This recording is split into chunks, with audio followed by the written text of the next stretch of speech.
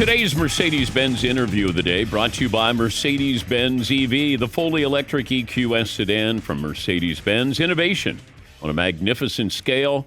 The vehicle all electric, the feeling all Mercedes. Learn more at MBUSA.com/EQS. Daniel Jeremiah set to join us. He's a host of Move the Sticks podcast, NFL Network analyst, former front office executive, and he dropped his final mock draft today. And he'll be on the call with the draft tonight with Rich Eisen at 8 Eastern on NFL Network. We're going to do this together, Daniel. Paulie has a draft comp, NFL.com, for Bo Nix. Now, I'm going to let you have the first guess. Player comp, Bo Nix, current or former player for Bo Nix is who? Okay. My first guess, my comp for him was Tua. Was a right-handed Tua, so that was my comp. Oh, okay. So he's got Tua. Todd, what about you? The player comp for Bo Nix. I'm going to say you weren't ready for this question. I was not, but I'm going to say. Seton, I'm going to go to you. Andy Dalton. Andy Dalton. Ooh, Andy Dalton. Nice. I like that. Okay. Yep. Marvin. I like that one. I don't know. Weren't you ready for this? Is anybody listening around here? I am. Berline. No, I was going to say like Tony Romo. Tony Romo. Oh, okay. Paul? I know it, so you got to guess last. Okay. Let me see. I'm going to go Josh Allen. Okay. This is from Lance Zierlein, NFL.com's player comp for Bo Nix is Tony Romo. Whoa! Wow, Marvin. Okay, maybe you were listening, Marvin. Pulled that out of nowhere. Yeah, that was, You weren't listening, were you? I was. I got it right. I know, but it was kind of a desperate Tony Romo pull there. All right. Explain how you do your mock draft. I do the mock draft off of what I'm hearing. So it's, talking to different people. I always explain it, Dan, when we talk about this is the top 150 list, how I rank the players, how I stack the players. That's my eyes. That's what I see. That's my opinion of the players. The mock draft is based off of conversations with, NFL teams. It's, who have they worked out with? It's talking to college coaches. I called an offensive line coach for an SEC team last week. I called him. I said, "Hey, how's it going?" He goes, "I'm fishing." I go, "All right, I'm not going to take too much of your time. Who's called you the most on your tackle? What team has spent the most time with you?" He gave me the team. Boom, there he goes in the mock draft. There was a lot of thought that really. So went you into got that. your Chargers information by calling. Well done. Okay. Right. Hey, right church, wrong pew. Oh, okay. All right. So maybe you called somebody from Notre Dame. No, I was thinking SEC. So I was SEC. Say it was a SEC. Oh, yeah. SEC. Okay. All right.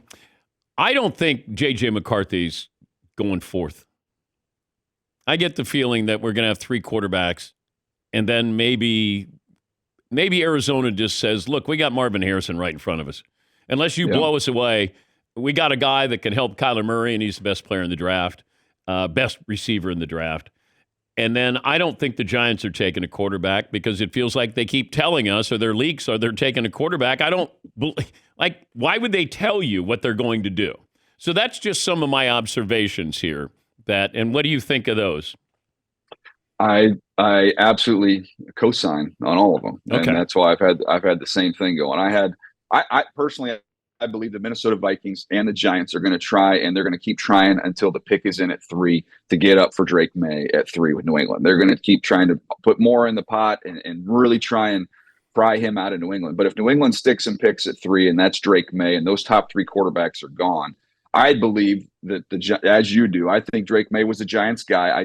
I've never thought of them as the J.J. McCarthy team, and maybe that'll be the surprise. And I'll be glad to be wrong, and it'll be fun TV if they decide to do that.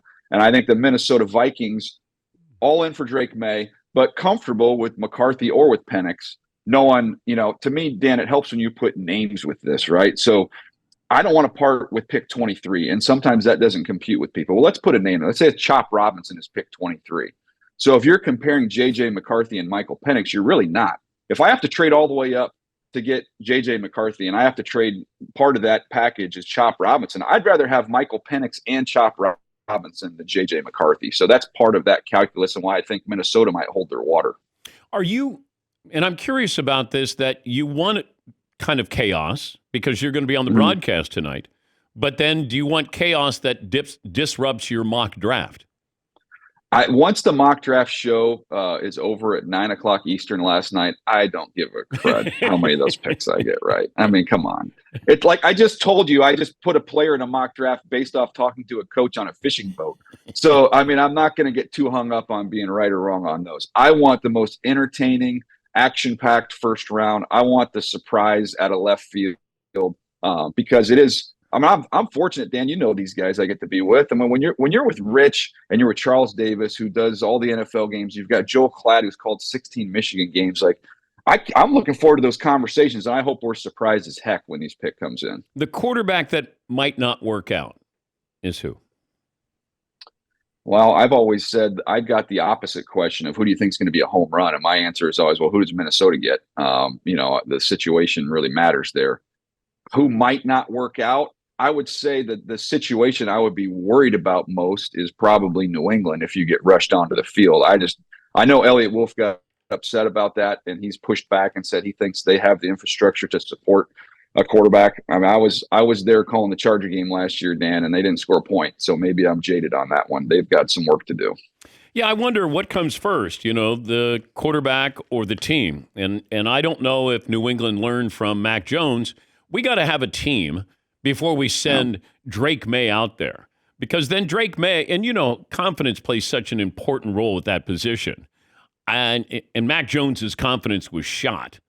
So that's where I'm wondering, do you just trade down and try to, let's get some pieces here that can make you full, not Drake May go out. Drake May's not going to go out there and win games on his own right away.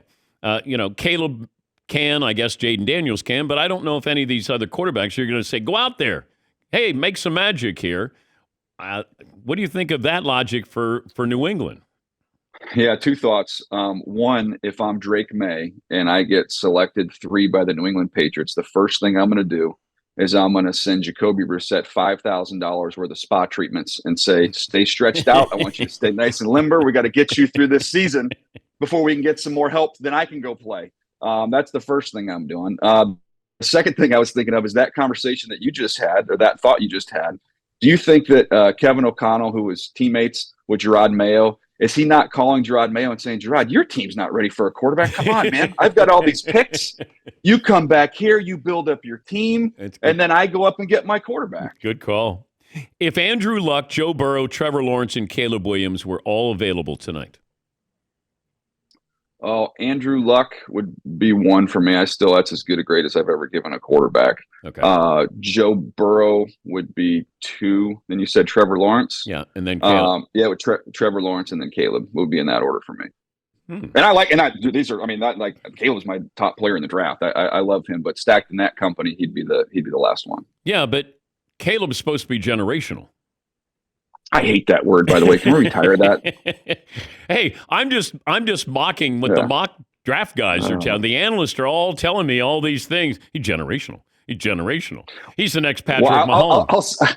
I need to preface this by saying we have great editors, and I love editors. But if that maybe is in a report that I have, but I can guarantee you it was not that I wrote it. I probably wrote something that wasn't very flowery and didn't sound good, and that got edited in. But I do not enjoy that word. Okay, when's the last time you didn't like a quarterback, but he worked out?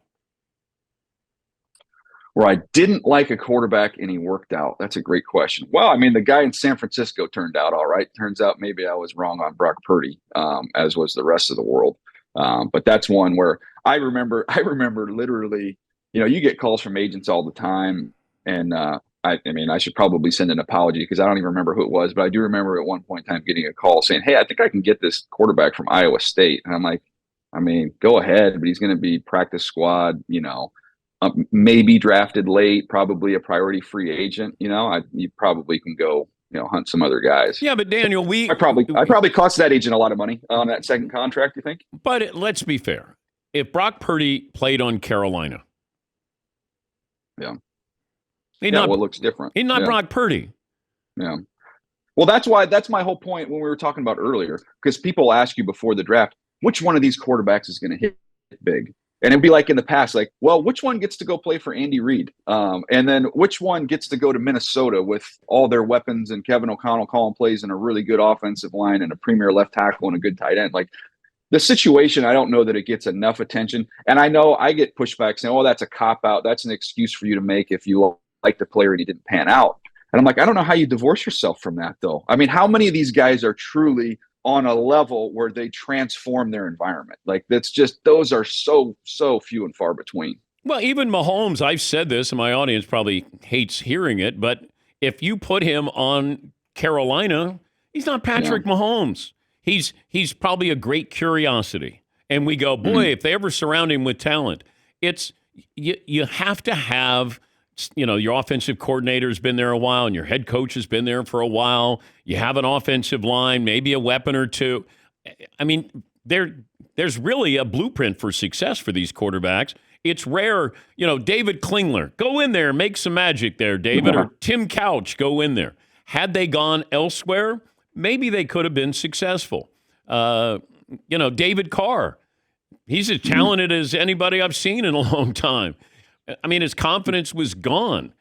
Tua goes to a situation where you got a brilliant offensive-minded head coach and two of the fastest receivers in the game.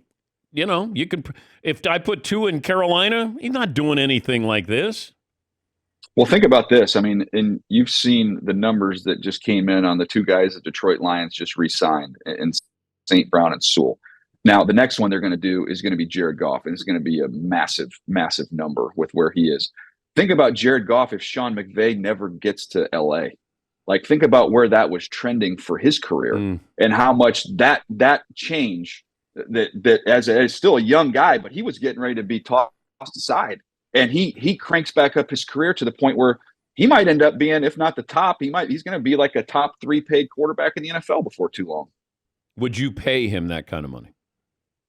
I think right now you're in your window, and I think you do, and he's in his prime and he's played well enough. Yeah, I think the way they've constructed their team, I think I would. I know this works. He fits in it. And maybe the best move of the offseason is not going to be talked about, but when Ben Johnson orchestrates that offense and then somehow they kept him, so that was an incredible coup for them.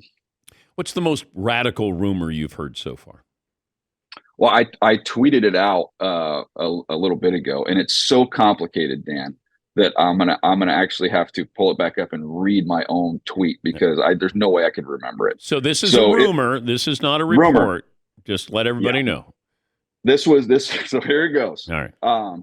Minnesota gets up to 3 with New England. So the 11th pick goes to New England. Right after that, New England takes the same 11th pick, and they come up to 4 with Arizona. Right after that, Arizona, who now owns the 11th pick, comes up to 5 with the Chargers. So to summarize, 3 Minnesota, they get Drake May. 4 New England, they end up just ultimately going back 1 spot, and they get J.J. McCarthy, plus they'll end up with an extra pick, right? 5 Arizona, they've now still just dropped back 1 spot. They get the same guy that they would take, and Marvin Harrison Jr., they get maybe a little extra pick there. And then the Chargers have made the move from 5 all the way down to 11, which would be a nice haul for them.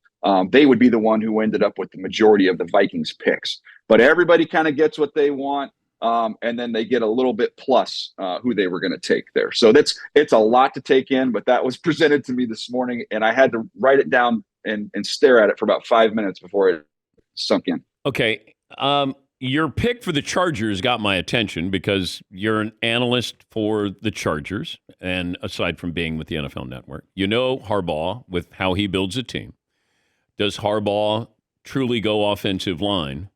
Is that the right pick for the Chargers? Well, I did a couple trades in there. I didn't want to do a million trades in a mock draft because it just kind of gets all messy. So I was connecting them with Latham. I think that would be the ideal move if they got back to 11. They go from 5 to 11. That's the fit. But look, there's a chance they can't get out and they're stuck there. And so this is not based off of talking to Joe Ortiz. It's just based off of looking at the situation and saying, Latham, he's played right tackle. He's a big, powerful guy. He's young.